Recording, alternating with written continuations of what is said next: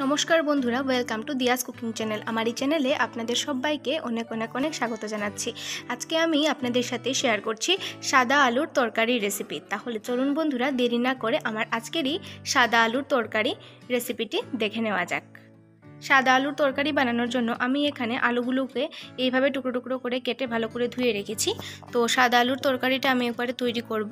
তো কড়াইতে আমি দিয়ে দিলাম একটু সর্ষের তেল। তেলটাকে একটু গরম করে নিচ্ছি।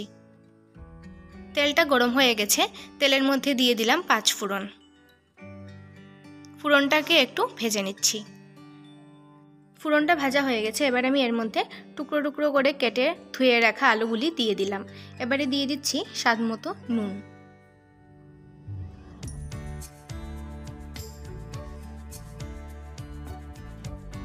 এবারে আমি 3টে চেরা কাঁচা লঙ্কা দিয়ে দিলাম। এবার এই কাঁচা লঙ্কা আর নুনটা দিয়ে ভালো করে আলুগুলোকে একটু মিশিয়ে নিচ্ছি।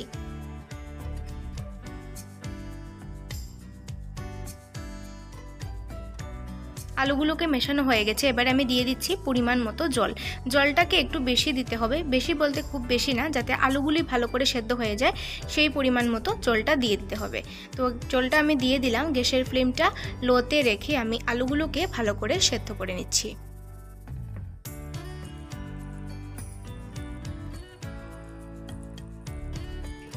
দেখুন আলুগুলো সেদ্ধ হয়ে গেছে।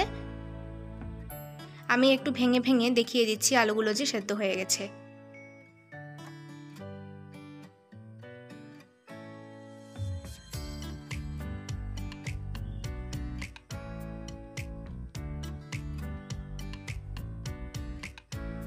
এবারে আমি একটি হাতা দিয়ে আলুগুলোকে একটু ভেঙে ভেঙে দিয়ে দিচ্ছি। আলুগুলোকে যদি একটু ভেঙে ভেঙে দিই তাহলে কিন্তু তরকারিটা একটু ঘন হবে, তাই আমি হাতা দিয়ে আলুগুলোকে একটু ভেঙে দিচ্ছি।